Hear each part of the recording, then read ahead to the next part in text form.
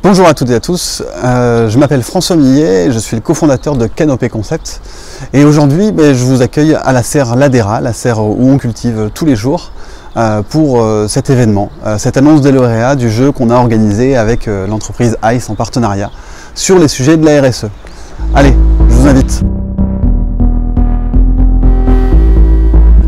Notre vocation chez Canopé Concept, c'est de montrer à chaque citadin, chaque jour, qu'une tomate ne pousse pas en janvier, pour que chacun d'entre nous puisse se reconnecter à la saisonnalité, à l'environnement et puisse agir par sa consommation de fruits et légumes dans le sens de la transition écologique.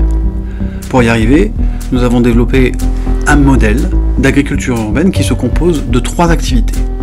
La première activité, c'est une activité de conception, d'installation et d'exploitation d'espaces cultivés en ville que l'on peut installer sur des toits, des terrasses ou des espaces verts d'entreprises ou de logements collectifs. On utilise la technique de l'hydroponie ou de l'aéroponie pour pouvoir cultiver partout. La deuxième activité, c'est une activité de sensibilisation et pour cela nous avons conçu des ateliers qu'on appelle des rencontres durables que l'on peut proposer à des entreprises ou en espace public dans des logements collectifs. La troisième activité, c'est une activité de panier, c'est ce qui permet à chacun d'agir par sa consommation.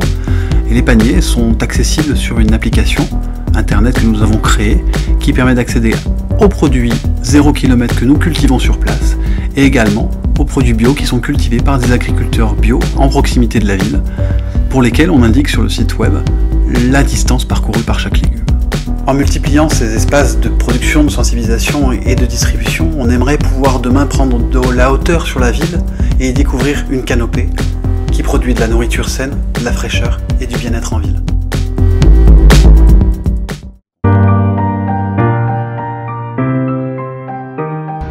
Bonjour, je suis Mathieu, le cofondateur d'ICE, et avant de vous expliquer qui on est, retour sur l'accord de Paris.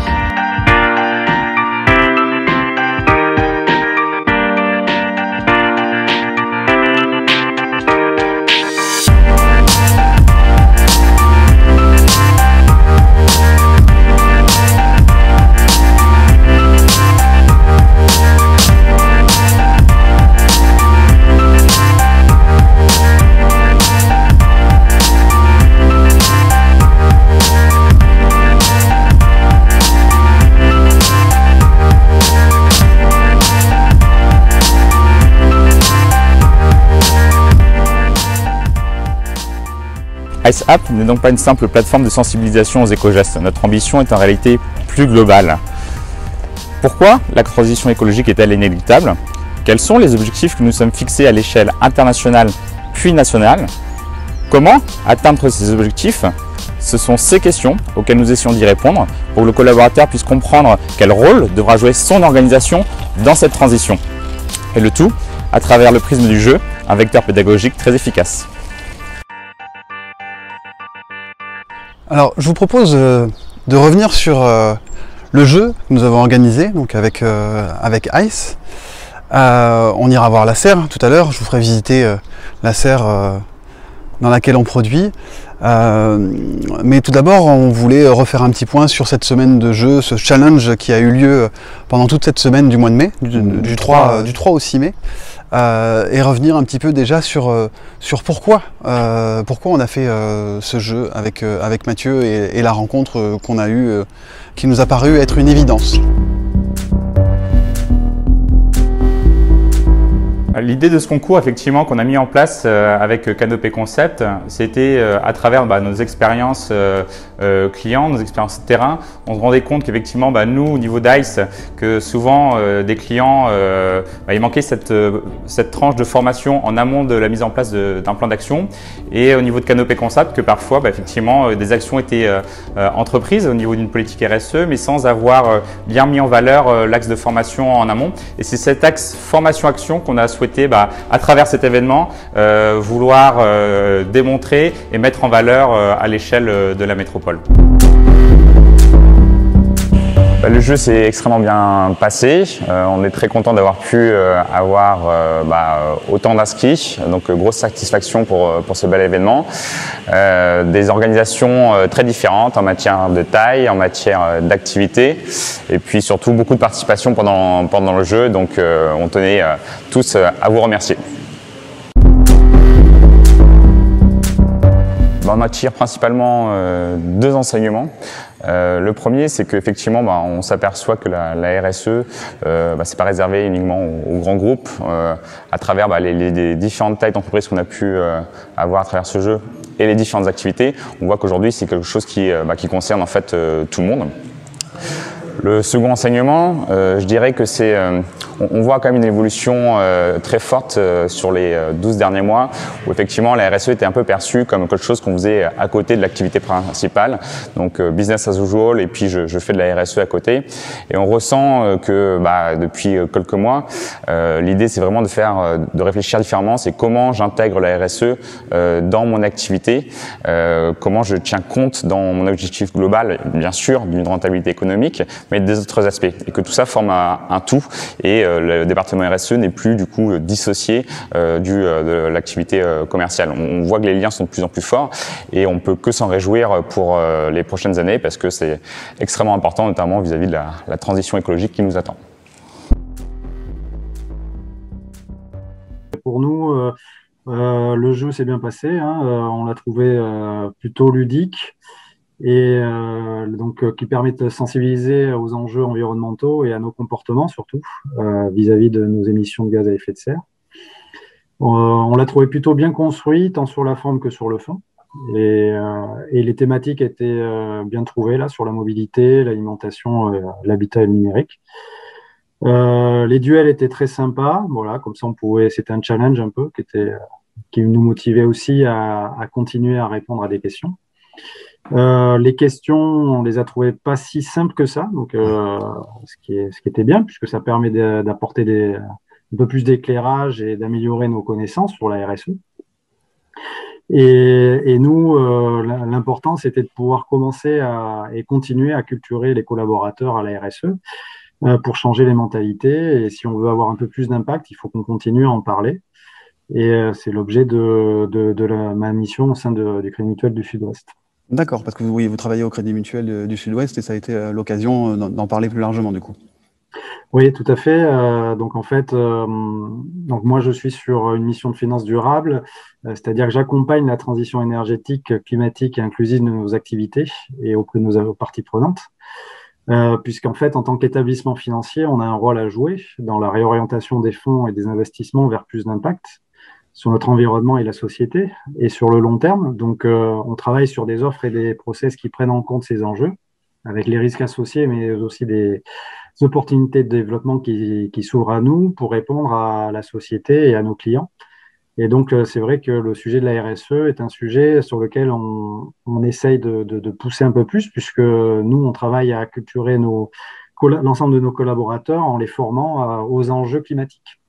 D'accord, bon, très bien. Merci beaucoup de ce retour d'expérience. Et puis, on va peut-être se recroiser à l'annonce des lauréats. Peut-être que vous avez gagné, on espère. Écoutez, c'est gentil. Merci, à bientôt.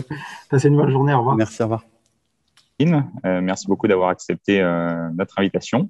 Est-ce que vous pouvez vous présenter succinctement et m'expliquer quelle est votre mission?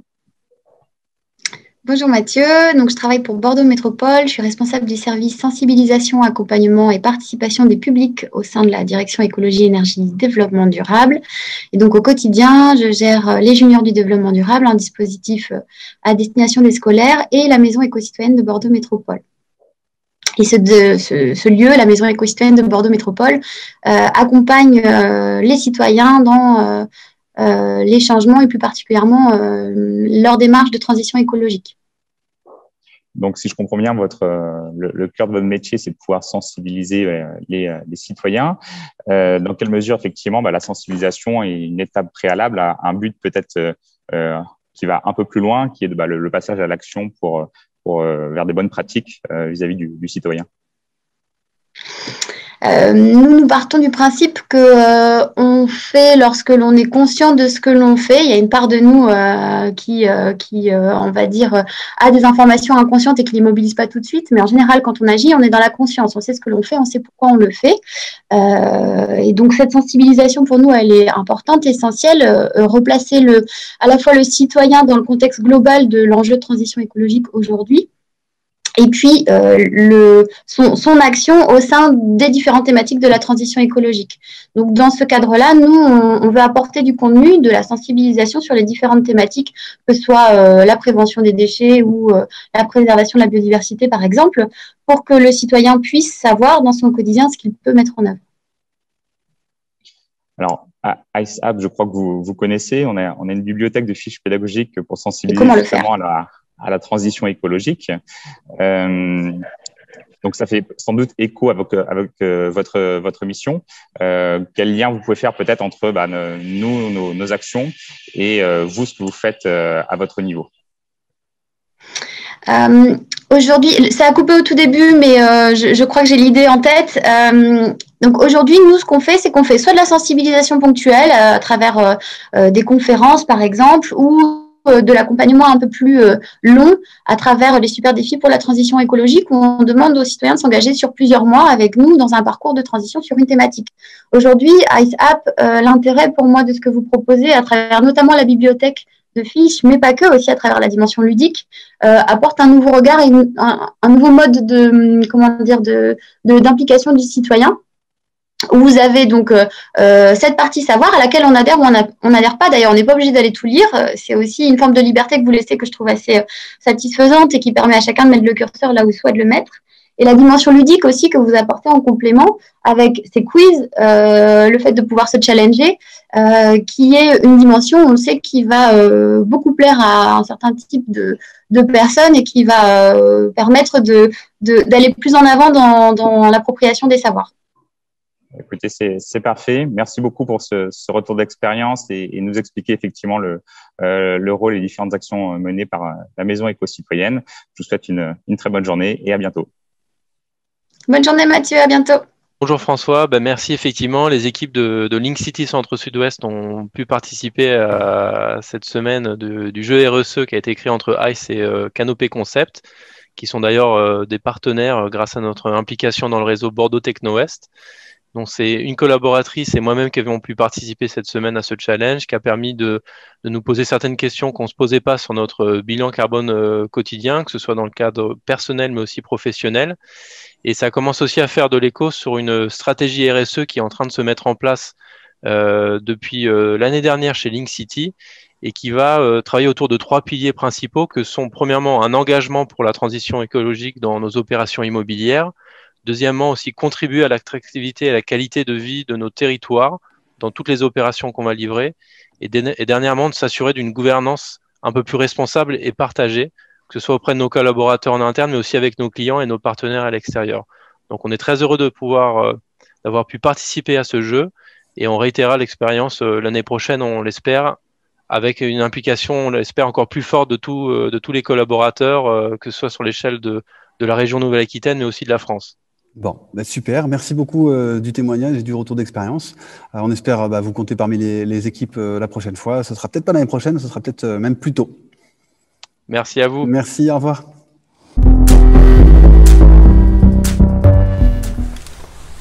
Bonjour Maxime. Bonjour François. Merci d'être venu nous voir à la serre. Vous êtes chargé de mission, ingénieur conseil au sein de l'entreprise Bureau Veritas, avec en plus une mission liée au développement du label Lucie. Est-ce que vous pourriez nous expliquer globalement ce que c'est que la RSE, ce que c'est que le label Lucie et votre mission à l'intérieur? La responsabilité sociétale des entreprises, c'est la responsabilité d'une entreprise vis-à-vis des impacts de ses décisions et de ses actions sur la société et sur l'environnement. Elle se traduit au sein d'une entreprise par l'adoption d'un comportement éthique, bienveillant, solidaire, transparent, respectueux de l'environnement et permettant le développement des communautés locales. Le label Lucie, c'est une reconnaissance externe indépendante, alignée sur une norme internationale qui permet de mesurer le degré de diffusion des valeurs de la RSE dans l'entreprise. Et moi, en tant que consultant, J'ai en charge d'accompagner les entreprises dans la mise en place de ces valeurs RSE sous forme de formation, de conseils ou d'évaluation. Donc, vous, dans votre mission, du coup, vous rencontrez des dirigeants d'entreprise, des responsables RSE, des responsables RH, en tout cas des gens qui traitent le sujet dans leur quotidien. Est-ce que vous pourriez, par un retour d'expérience, nous expliquer en quoi la RSE est un atout pour l'entreprise ? La RSE est un avantage pour une entreprise pour plusieurs raisons, mais je vais vous en citer 3. La première, c'est qu'elle permet de valoriser l'image de marque de l'entreprise. La deuxième, c'est qu'elle permet de pérenniser les relations avec ses partenaires d'affaires. Et la troisième, c'est qu'elle permet de piloter l'impact environnemental de l'organisation. En ce moment, donc, on vit une crise sanitaire, on le voit bien. En quoi, à votre sens, l'impact, cette crise sanitaire a un impact sur les actions ou sur les politiques RSE des entreprises ? Les attentes des citoyens ont changé ces dernières années envers l'entreprise et l'impact de la crise sanitaire sur les modes de fonctionnement de l'entreprise est venu renforcer le virage des mentalités. Aujourd'hui, une entreprise ne peut plus être une simple usine à produire des bénéfices. Elle doit créer du sens, avoir des valeurs. Elle doit adopter un comportement positif envers l'environnement, le citoyen et les territoires. Les entreprises qui ont mis en place une démarche RSE avaient créé des systèmes permettant de pallier au déficit de relations sociales dans l'entreprise. En général, elles sortiront plus rapidement de la crise sanitaire et avec moins d'efforts. Donc après, concrètement, avec cette expérience que vous avez, qu'est-ce que vous pourriez nous conseiller, ou en tout cas présenter comme action concrète à mettre en place dans les entreprises, justement pour mettre en place cette politique RSE ? En matière de RSE, il n'y a pas d'action toute faite, livrée clé en main. Les bonnes solutions, les bonnes pratiques mises en place au sein d'un groupe international ne sont pas forcément adaptables sur une PME girondine de 10 salariés. Et celles mises en place dans le domaine de la santé ne sont pas forcément duplicables dans le domaine industriel. Je retiendrai cependant 2 lignes directrices. La première, c'est la nécessité d'inclure le plus grand nombre de partenaires de l'entreprise, parce que cette démarche est faite pour eux et il est nécessaire de prendre en compte leurs besoins. La deuxième, c'est de réaliser cette démarche avec réalisme et avec pragmatisme. Les petites victoires de quotidien, accumulées jour après jour, permettront de concrétiser les grands projets de demain. Merci Maxime. Merci François. Bonjour Magali. Bonjour. Bonjour. Vous êtes directrice régionale de Greenflex pour des régions qui sont la Nouvelle-Aquitaine et Midi-Pyrénées, il me semble. J'aurais voulu savoir, en une phrase, quelle est la mission de Greenflex et quelle est votre mission à l'intérieur de Greenflex ? Oui, alors donc moi je suis directrice régionale chez Greenflex pour donc Nouvelle-Aquitaine et Occitanie. Donc en gros, je travaille aujourd'hui aux côtés des acteurs privés et publics pour les aider à réduire leur impact environnementaux, énergétiques et sociétaux. Et donc Greenflex aujourd'hui le fait avec 4 activités. La première, c'est vraiment tout ce qui est conseil en stratégie, RSE, développement durable. La deuxième, on est vraiment sur des modes très opérationnels, d'études sur la performance énergétique et le pilotage. Et puis, on va avoir également la mesure de la performance grâce au digital. Et enfin, le financement avec des outils dont on entend parler, certificats d'économie d'énergie, leasing énergétique, et puis même l'aide au plan de relance. D'accord. Donc du coup, dans votre quotidien, vous rencontrez de nombreuses personnes qui se posent les questions de la RSE, de comment la mettre en place, ainsi de suite. Dans le contexte qui est un peu particulier en ce moment, on imagine que c'est pas forcément la priorité en fait de ces structures. J'aimerais avoir votre retour d'expérience sur les actions qui peuvent être mises en place. Et surtout le financement de ces actions-là, parce qu'on imagine que ce n'est pas une priorité, donc comment ça devient une priorité et comment ça peut être financé? Oui, alors c'est vrai qu'aujourd'hui, quand on a réalisé souvent une première action de diagnostic, souvent ça commence comme ça sur tout ce qui est responsabilité sociétale des entreprises. Après, se pose la question comment on met en action finalement tout ça. Alors, j'ai mis en trame de fond un résumé de ce qu'on peut mettre en place. Donc, ce n'est pas exhaustif, mais en tout cas, chez Greenflex, on va intervenir sur ces champs comme l'efficacité énergétique et l'énergie renouvelable, tout ce qui est substances controversées. Là, on est sur dans l'alimentaire ou non alimentaire, comment réduire, par exemple, les substances toxiques ou les intrants. On a également la capacité d'intervenir sur la partie transport et logistique, donc le plan de déplacement d'entreprise, comment réduire en fait nos impacts sur ce sujet. Le Green IT aussi, qui est un levier intéressant dès qu'on va utiliser voilà, une entreprise de service qui a besoin de réduire son impact pour jouer aussi sur le Green IT. Et puis le financement de la transition. Donc aujourd'hui, c'est vraiment le plan économique du développement durable, c'est adapter les outils du financement à la transition énergétique. Alors j'avais envie de vous partager un exemple très concret aujourd'hui, donc Antarctic Food, que je peux nommer parce qu'on finalise une mission pour cet industriel de l'agroalimentaire. Donc c'est une entreprise familiale qui réalise 20 millions d'euros de chiffre d'affaires annuel et qui est spécialisée dans la surgélation de légumes locaux. Donc, ils avaient, depuis l'année dernière, la volonté d'augmenter leur capacité de production. Et en fait, en augmentant la capacité de production, il fallait forcément augmenter la capacité à faire du froid. Voilà, donc Greenflex a commencé par une étude technique pour bien dimensionner quel type de groupe froid.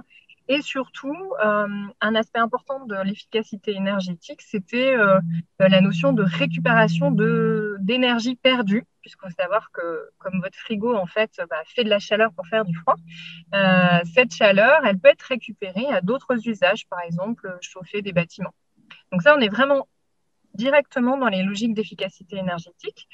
Donc ce programme de 5 millions d'euros, donc c'était pas une paille pour lui, a été financé via les certificats d'économie d'énergie, donc c'est l'équivalent de subventions sur le marché de l'efficacité énergétique, à hauteur de 2,5 millions, donc la moitié.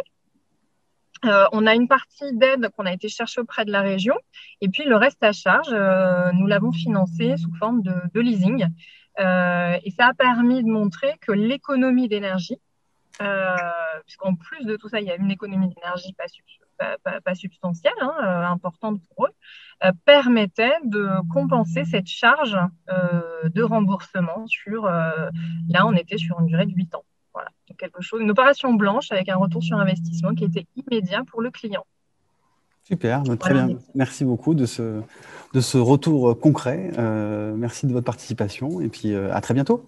Merci, à bientôt. Au revoir. Au revoir. Donc, Emmanuel, est-ce que vous pouvez nous expliquer comment l'ADEME accompagne les organisations, notamment dans le cadre du plan France Relance qui est très massif? France Relance a annoncé au mois de septembre 2020 c'est 100 milliards d'euros, dont 30 milliards d'euros qui sont consacrés à la transition écologique et 2 milliards qui ont été confiés à l'ADEME. Alors l'ADEME en région Nouvelle-Aquitaine accompagne les territoires et cet accompagnement se veut le plus rapide possible, à la fois pour remettre le pied à l'étrier des entreprises qui ont largement souffert de la crise, mais également pour leur donner une trajectoire de transition vers la préservation des ressources et vers la transition énergétique et écologique. Donc sur le territoire de Bordeaux Métropole, il y a de nombreuses actions qui sont envisagées, que ce soit sur le fonds de décarbonation de l'industrie qui permet aux entreprises de réduire leurs émissions de gaz à effet de serre, que ce soit sur l'économie circulaire. Et là, on a des très très beaux projets à la fois sur des centres de tri, sur la valorisation des matières, mais également sur le tri à la source des biodéchets, la tarification incitative, autant de mesures qui permettent de réduire la production de déchets. On a des mesures également concernant l'éco-conception ou encore l'écologie industrielle et territoriale avec un partenariat qu'on a avec Bordeaux Techno-Ouest. Donc une multitude et un foisonnement d'initiatives sur l'économie circulaire. On a également une brique qui concerne l'hydrogène, et il y a des projets sur Bordeaux de façon à faire développer ce vecteur énergétique qui est très prometteur.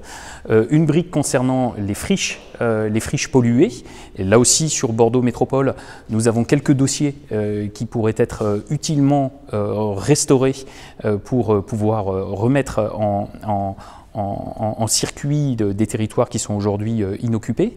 Et puis nous avons une dernière brique qui concerne les TPE-PME, qui vise la massification de la transition écologique vis-à-vis de tout type d'entreprise, notamment au travers du dispositif Tremplin qui permet à une entreprise qui n'est aujourd'hui pas encore engagée dans cette transition écologique de pouvoir s'engager par des actions sans regret, que ce soit pour le passage de l'éclairage au LED ou à la mise en place d'une toiture photovoltaïque ou un broyeur à déchets pour réduire sa production de déchets.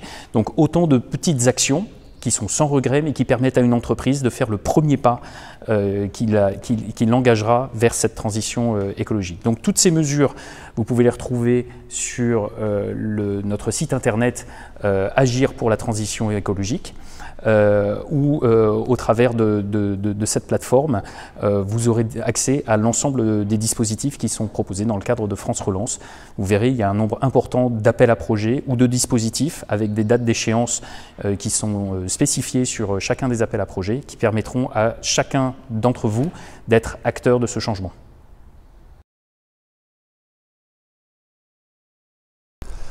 Notre serre a été construite au milieu d'une résidence, la résidence Ladera à Florac, pas très loin de l'Arena. Et c'est une serre donc en verre, une serre horticole qui fait 300 mètres carrés et dans lesquelles on cultive sur une surface globale de 200 mètres carrés. C'est une serre qui n'est pas chauffée et qui est réalisée sur une dalle béton qui nous a permis d'installer tous les systèmes aéroponiques et hydroponiques. Bienvenue! À l'intérieur de la serre, nous avons divisé notre espace de travail en 4 zones. La première, c'est l'espace technique, où on a mis notre table à semis. C'est là où on fait pousser les bébés. On regarde en début de saison ce que nous avons cultivé et on approvisionne des plants directement chez des producteurs dont c'est le métier, ou parfois on fait nos semis nous-mêmes. On essaye de récupérer d'une année sur l'autre en fait, les graines des végétaux qu'on a cultivés l'année précédente. Ça nous permet d'avoir une espèce d'autonomie sur les plants et de faire en sorte que d'une génération à l'autre, les plants s'adaptent à nos systèmes et à notre manière de cultiver. Ensuite, la deuxième zone, c'est la zone aéroponique. C'est-à-dire qu'on utilise des systèmes d'aéroponie où les racines des végétaux vont être directement à l'air, d'où le nom aéroponie. Donc en fait, on place, là en l'occurrence ce sont des fraises, on place le collet juste à fleurs, on vient de le fixer un peu dans ces systèmes-là, et on a des espèces de pots paniers comme ça, où les racines vont être directement à l'air. Et c'est en fait à l'air que les végétaux vont pouvoir aller capter directement les nutriments qui vont couler par les systèmes hydrauliques qu'on a montés, donc un système de pompe qui va pousser l'eau et qui va faire goûter à l'intérieur des colonnes, sous forme d'une pluie, l'eau chargée des nutriments qu'on aura préparés dans les bacs au préalable. Ensuite, une fois que l'eau a ruisselé le long des parois des colonnes, elle vient goûter directement dans des systèmes, là, comme ça, dans des espèces de tuyaux en PVC, et ça va venir ruisseler directement par gravité dans un bac de rétention qui va être ici. Et il y a un système de relevage qui va remonter l'eau directement. Et là, on est en circuit d'eau fermé, c'est-à-dire qu'on va tourner toujours systématiquement sur la même eau. L'eau va être consommée par les plantes, par l'évapotranspiration, et on va pouvoir faire un appoint d'eau au fur et à mesure des besoins de la plante. On est sur des systèmes très très économes en eau, puisque par rapport à un sol où l'eau va s'évacuer dans les nappes phréatiques, on va pouvoir récupérer cette eau d'une utilisation à l'autre, d'un cycle à l'autre. On cultivait des petits fruits, des aromatiques, en l'occurrence là des fraises. On a 3 variétés de fraises cette année. On a de la Marat des Bois, on a de la Cijosée et également de la Charlotte. Mais on peut avoir aussi des aromatiques type des persils, type des choux kale, on peut mettre des blettes. Et cette année, on a décidé aussi de mettre de plus en plus de fleurs comestibles. Déjà parce qu'on trouve ça joli, et puis parce que ça peut avoir un effet bénéfique sur la biodiversité et sur globalement l'accueil qu'on peut avoir à la serre. Toutes les cultures qu'on fait ici à la serre n'utilisent aucun pesticide et aucun insecticide. On est sur des engrais minéraux qu'on vient ajouter à nos solutions. et on essaye d'approvisionner ces engrais de la manière la plus responsable possible et dans un dosage qui soit le plus limité possible pour faire en sorte de ne pas surbooster, suralimenter les végétaux. Au niveau de l'arrosage, on essaie de les alimenter le moins possible, dans les systèmes hydroponiques notamment. Moins on met d'eau, plus on a de chances d'avoir des goûts qui sont concentrés et des valeurs nutritives intéressantes. On est dans des pratiques qui sont le plus proches possible du bio, même si on n'aura jamais ce label bio qui demande en fait à ce que les cultures soient raccordées au sol directement. Nous on est hors sol, hein, vous l'avez bien compris, donc on ne pourra pas avoir ce label-là. Par contre, dans nos pratiques, la formation qu'on a reçue nous permet de s'approcher le maximum de ces cultures. Donc pas d'insecticides, pas de pesticides. On utilise des insectes qui viennent lutter contre d'autres insectes pour éviter de se faire ravager les cultures en cas d'attaque. On essaye au maximum d'anticiper les attaques, on appelle ça de la PBI. Voilà. Dans la troisième zone de culture, on utilise une autre technique qui s'appelle l'hydroponie. On est un peu sur le même principe que l'aéroponie, on est en circuit d'eau fermé, mais par contre on va cultiver directement sur ces pins là de coco, sur ce substrat, et on va cultiver plutôt des plantes grimpantes qui vont pouvoir monter là à 4 mètres de hauteur, comme des tomates, ou on pourrait mettre des aubergines, on a mis quelques courges qui vont grimper. Et puis là en début de saison on met des salades en attendant que les tomates arrivent, mais globalement c'est là où on va utiliser la surface et surtout la hauteur pour cultiver nos 4 ou 5 variétés de tomates cette année. La dernière zone de travail qu'on a ici à la serre, c'est cette zone de travail qui est centrale. L'année dernière, on ne l'avait pas, c'est une nouveauté de cette année. Cette année, on a décidé d'ouvrir la serre à l'extérieur et de pouvoir recevoir justement des gens qui voudraient faire des réunions dans un espace convivial, naturel, en tout cas atypique, et faire en sorte de les sortir du contexte des bureaux, même si on aimerait bien y retourner en ce moment, sortir du contexte du bureau pour organiser des réunions ou des événements directement ici à cette serre. Voilà pour la visite de cette serre. On a fait court parce qu'en format digital, c'est pas forcément le plus facile et le plus ludique. On espère vous recevoir prochainement à cette serre. Merci à vous, à très vite.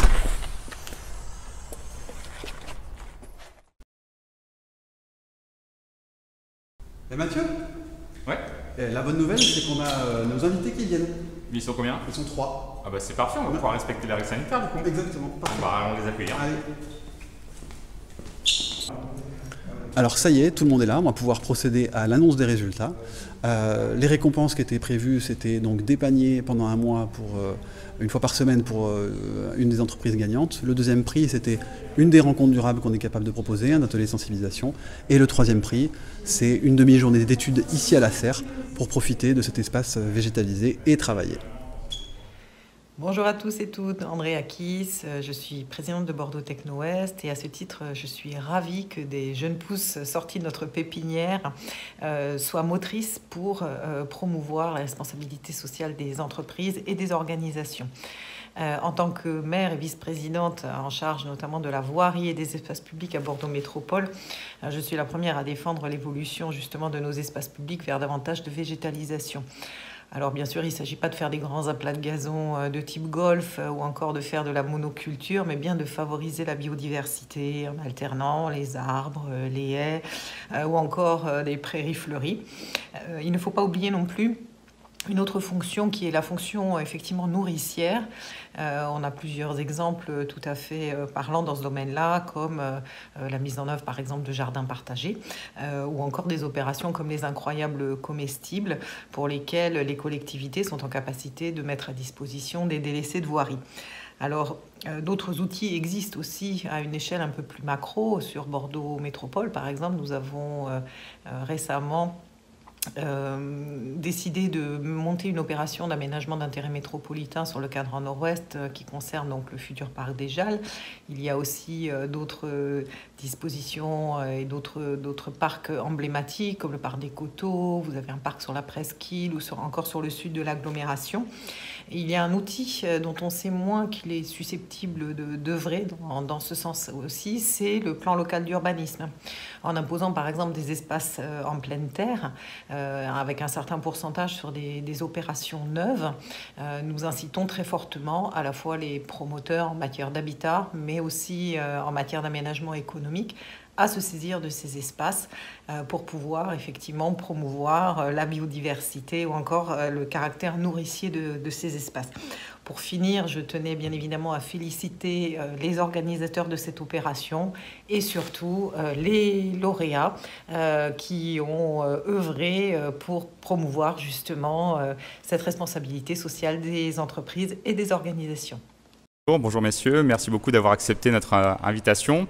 Alors pour resituer un peu le contexte, cette semaine on a organisé un challenge sur la transition écologique à l'échelle de la métropole.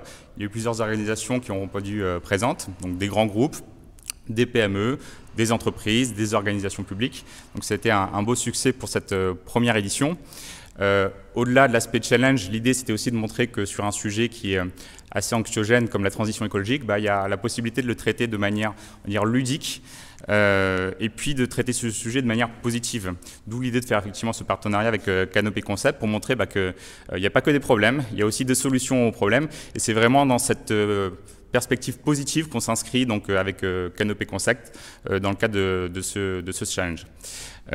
Donc, vous êtes ici pour pouvoir remettre les 3 premiers prix, mais avant ça, je vais vous poser 3 questions du coup chacun, et ensuite je vous laisserai y répondre. Donc je commencerai par vous, François. Donc vous êtes directeur général de Bordeaux Techno West. Donc j'aimerais savoir simplement votre perception de la RSE. Expliquer également peut-être dans un second temps qu'est-ce qu'au niveau de Bordeaux Techno West vous êtes en train de mettre en place et puis l'évolution que vous avez pu constater ces dernières années. Et ensuite annoncer effectivement le lauréat donc, qui a terminé 3e. Ensuite, vous, Cyril, donc vous êtes président de la French Tech Bordeaux. Donc, même question, votre perception de la RSE. Deuxième question, peut-être plus spécifique. On constate effectivement que la RSE est un sujet qui s'accélère très fortement dans les entreprises, notamment sur les 12 derniers mois. Au niveau de l'écosystème startup, comment vous percevez les choses? Est-ce que ça suit au niveau des startups? Est-ce que vous voyez une nette accélération ces dernières années? Et ensuite, vous remettrez donc le second prix pour cet événement. Et ensuite, vous, Emmanuel, donc vous êtes directeur régional délégué de l'ADEME Nouvelle-Aquitaine. Même première question, votre perception de la RSE. Deuxième question, effectivement, plus spécifique à l'ADEME, il y a eu un gros plan de relance qui a été décidé, donc France Relance. Comment l'ADEME Nouvelle-Aquitaine intervient pour pouvoir accompagner les organisations, notamment de la métropole bordelaise, sur ce sujet. Et ensuite, vous remettrez donc le prix pour l'organisation qui a gagné ce challenge. Donc, je reviens à vous, François. J'en profite également pour remercier Andrea Kiss, président de Bordeaux Techno West, qui a pu également participer à cette cérémonie, qui ne pouvait pas être là aujourd'hui. Donc, quelle est votre perception de la RSE? Qu'est-ce que vous faites au niveau de Bordeaux Techno West? Et qui a gagné ce 3e prix? Alors, la RSE, c'est un vaste sujet. Ce qui est sûr, c'est que la RSE fait partie maintenant des modèles économiques des sociétés. Il est difficile de concevoir, que ce soit sur les petites startups, les sociétés moyennes, ETI et autres, et grands groupes surtout, il est difficile maintenant d'assurer un développement, on va dire, une pérennité, en tous les cas une croissance de société sans intégrer en amont la RSE. Mais la RSE, c'est aussi maintenant des vrais sujets, carrément, pour de jeunes startups. On en a plusieurs, nous. Donc sur le volet, effectivement, accompagnement de startups au niveau de la technopole, on se rend compte qu'on en a déjà pratiquement une vingtaine qui sont dans le sujet carrément de la RSE. Pourquoi?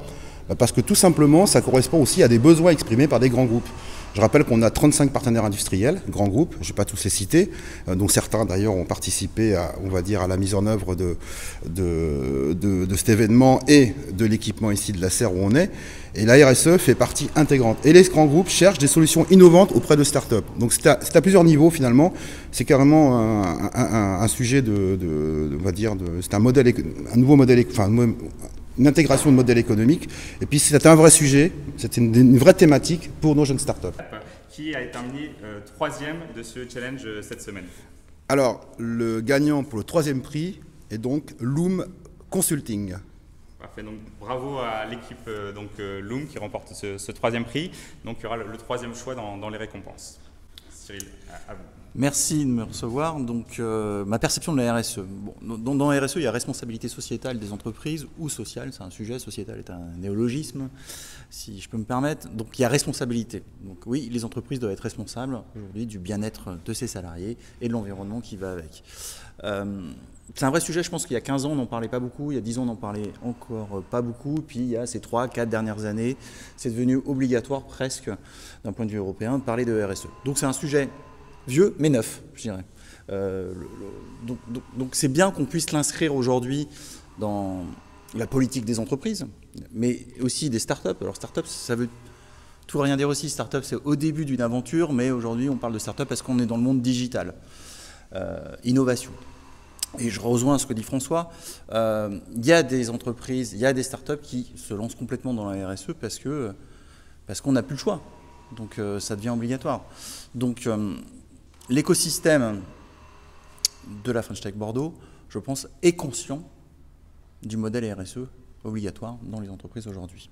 Donc, on est capable de fournir des solutions pour améliorer le RSE des grands groupes, mais aussi parce qu'eux-mêmes doivent avoir une politique de RSE irréprochable. Alors, irréprochable, on y est encore loin. Et si je vais un peu plus loin en termes de RSE et d'environnement, il y a un sujet data center. Moi, quand j'ai commencé... on ne parlait pas de RGPD il y a quelques années, et puis maintenant on est obligatoire. Je pense que demain, on sera obligé de savoir quel est le bien-être et quelle est aussi la consommation d'énergie réalisée par les data centers dans une entreprise. Je pense qu'il y aura une notation aussi. Ça fera partie du RSE, je pense, demain. Concernant le prix de la deuxième place, donc c'est la CCI, la Nouvelle-Aquitaine, qui a obtenu ce prix. Donc, bravo à la CCI et merci pour votre participation. Donc Emmanuel, à vous, perception de la RSE, plan de France Relance et qui a gagné ce challenge? Écoutez, concernant la perception de la RSE, nous, on regarde le développement de la RSE de façon très optimiste. C'est-à-dire qu'aujourd'hui, on voit que les entreprises s'intéressent au sujet de la transition écologique, énergétique, mais aussi de la transition sociale, parce que les deux sont totalement indissociables. Et c'est une manière d'inscrire de manière très active, et non pas passive, ces sujets au cœur de l'entreprise, pour le développement de l'entreprise, mais également pour l'entreprise en tant que prescriptrice et accompagnatrice de ses clients. Il faut se poser la question aussi de la mission que cette entreprise a sur son territoire, sa responsabilité en tant qu'évidemment employeur de ses salariés, mais aussi en tant que fournisseur de solutions et prescripteur auprès de son environnement territorial. Donc on voit aussi que cette question, c'est une question qui est très importante pour les nouvelles générations, qui cherchent à rentrer dans des entreprises qui s'engagent dans la RSE à différents stades. Hein. Ça peut être du système de management environnemental, mais on voit aussi se développer des systèmes de labellisation tels que B Corp, tels que entreprises à mission, qui redonnent du sens aussi à l'implication des salariés dans leur entreprise.